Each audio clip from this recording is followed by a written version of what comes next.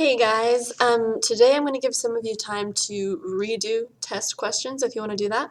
If you do not, or you're happy with your score, then you are going to be taking notes on World War I.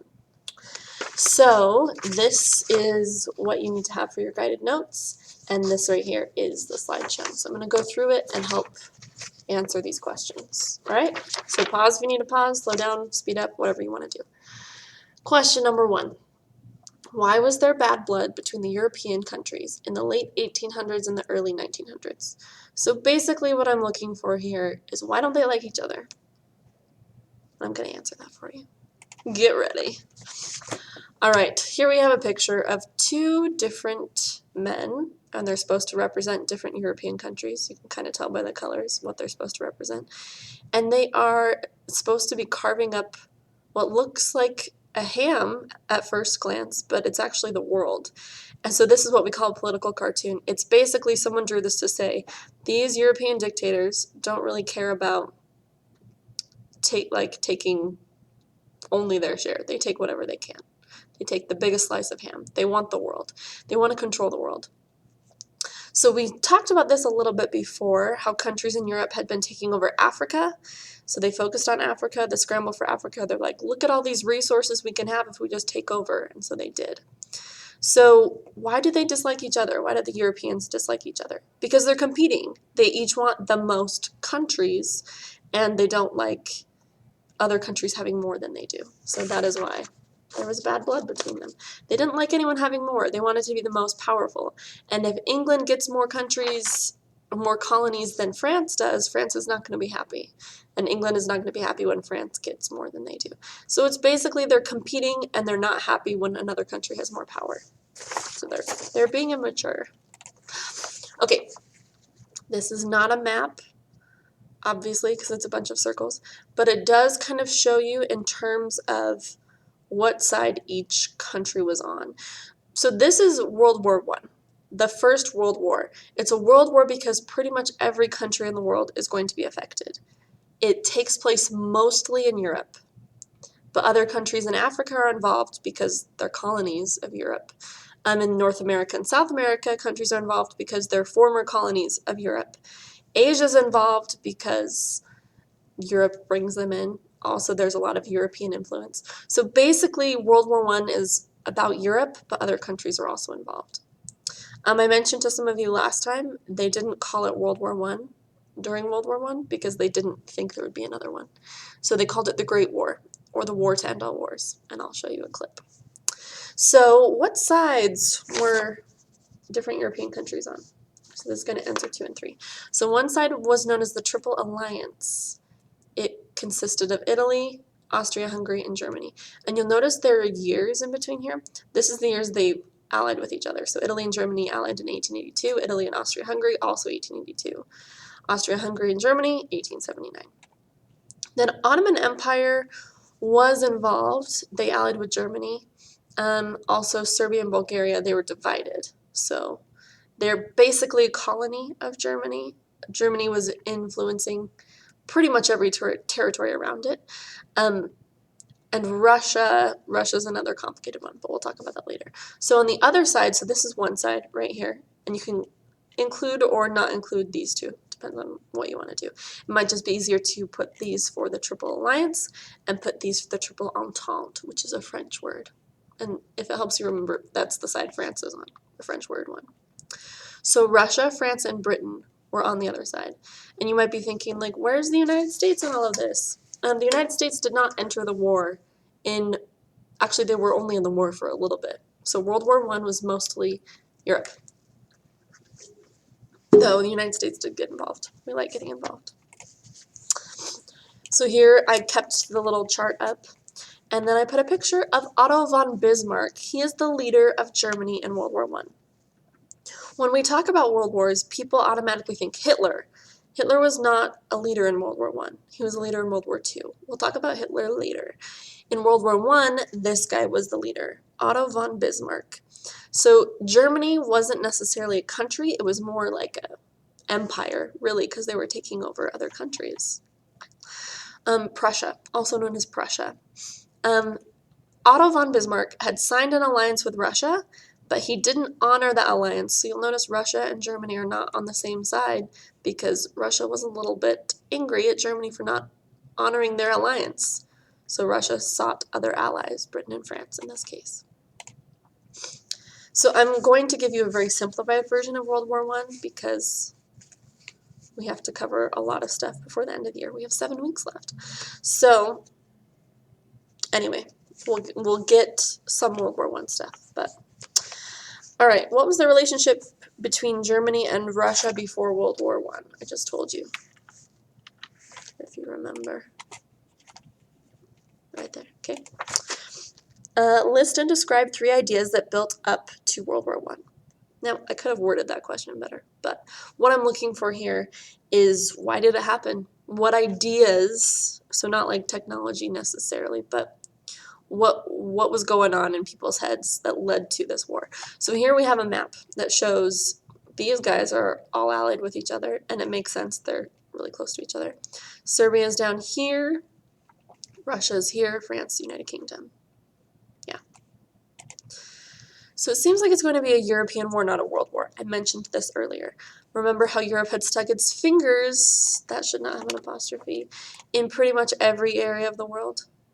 Yeah, that's why the world's involved. So countries that have been under European control at some point. All the green countries on this map, at one point or another, were under European control. If they're yellow, it means the Europeans didn't settle and colonize, but they influenced. They went in and tried to influence. The light green, partial European control. The purple are considered part of Europe. Now, Russia, debatable part of Europe. I mean, this area usually identifies as Europe, but this is definitely Asia. There are a few orange countries. They were never colonized by Europe. We have Thailand, the Koreas, and Japan. So in terms of the world, there are only a few countries that have never been touched by Europe or never been colonized. They've been influenced by Europe. But anyway, crazy, right? So that's why it's a world war. Europe is involved everywhere. So the war was, I haven't answered number 5 yet, by the way. The war was from 1914 to 1918, which you should already know because I had you label that on your timeline. And here is a clip from Wonder Woman. The movie Wonder Woman takes place during World War I. World War I is not a war that a lot of people set their movies in. But Wonder Woman, they chose to do World War I. So that's great. That means we have video footage of it. It's not real, just to clarify. Wonder Woman is fake, but they do talk about World War I and some of the technology in the movie, they tried to keep true to World War I. So like the airplanes you see in the movie, they would have had similar airplanes in World War I.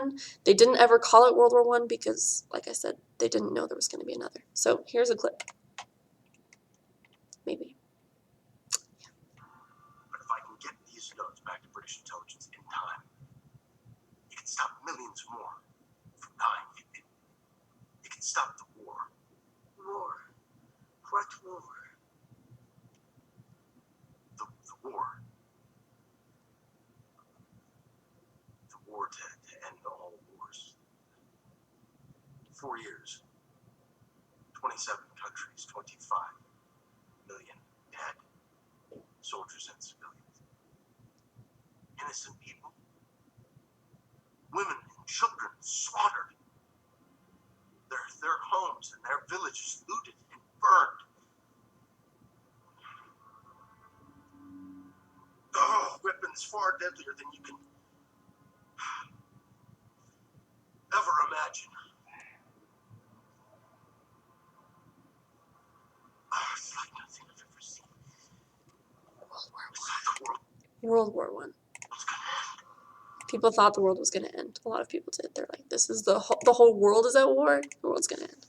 So now we're on number 5. List and describe 3 ideas. So first idea, nationalism. A lot of people wanted to be proud of their country. And that's not a bad thing. But they kind of took it too far. So nationalism, this is going to be a problem in both world wars. We'll talk about it again when we do World War II. It's when people think that their country is better than every other country and that they deserve more. Now, this is too far, a step too far, because when you think you're better than everyone and you think everyone should bow to you and do what you want because you deserve it, That's a problem. So nationalism is like patriotism on steroids. That's what it is. And these different countries in Europe especially were nationalist. They're like, we're better. We deserve this. And that's going to happen again when World War II comes around.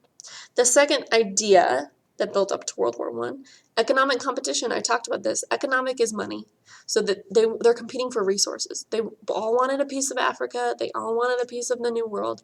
They wanted more resources. So they're competing for money and resources. And that's part of the reason World War I happened, is because they didn't have equal and they weren't happy that they had less than someone else. So they got mad and started a war. The third thing, militarism. So this is, again, another thing that leads to world wars, and we're going to talk about it again when World War II comes around. So militarism is basically an arms race. You want more weapons than everyone else. You want more tanks. You want more submarines. You want more ships. You want more soldiers. You spend a lot of money on weapons and army and that kind of stuff, on your military, and you want more than everyone else. So every country was starting to build up its military, and a country nearby was like, oh, why are they building up their military? We should build up our military, just in case. So this process of everyone building up their military is part of what led to World War I. So these are three different ideas that led to World War I. Okay, next page, it's on the other side. Describe how Ferdinand's death started the war. Now, you'll hear a lot of people say it was the assassination of Archduke Franz Ferdinand that started World War I. Kind of. If these things hadn't been happening, then no, it wouldn't have been a thing. But really, the assassination of this famous guy, Franz Ferdinand, is when people were like, cool, we're going to war. But if this hadn't been happening before, they wouldn't have done that. Does that make sense? Okay, so here's a picture showing militarism, and this is from your textbook. So if we look at different countries and how many troops they had versus how many battleships and submarines, you can see which countries have more than most. And the United States is not on this map because we did not join World War I until later in the war. Okay, to answer number 6. This guy is Franz Ferdinand. He was riding in a car with no roof with his wife. He was actually in a parade, so he wasn't like sneaking around. He himself wasn't that important, but his family was. So here's the story. So he was the Archduke of Austria-Hungary. He announced that he would visit Bosnia. Sarajevo is the city. He said, I'm going to go visit Bosnia. Now, people there hated Austria-Hungary. They hated that Austria-Hungary was trying to control them, and they wanted to be independent. We've been talking about revolutions. They also wanted independence. So the people that wanted independence were known as nationalists because they want their own country. They were prideful of Serbia, not of Austria-Hungary. So people of Serbia wanted Austria-Hungary gone. So they saw them as foreign oppressors, and they're like, get out of our country. We can rule ourselves. Let me be on my own. So an organization known as the Black Hand, that's what they named themselves, they are Serbian nationalists, and they said, okay, we know Archduke Franz Ferdinand is coming. Let's kill him. So they planned to assassinate him. Things happened, and it didn't work out, and then they saw him by a shop, and anyway, the story's a little more complicated. But basically, he got assassinated by the Black Hand. So it's his uncle that was important. So when Francis's uncle, Francis Ferdinand, when he heard the news, he declared war on Serbia with Germany's full support. So Austria-Hungary started World War I by declaring war on Serbia for assassinating one of their royals. And then Germany, since they had allied with Austria-Hungary, also declared war. And that's how World War I started. I am going to put this video for you to watch below. Oversimplified. A lot of you like oversimplified. It's not always school appropriate, but we're going to watch this one.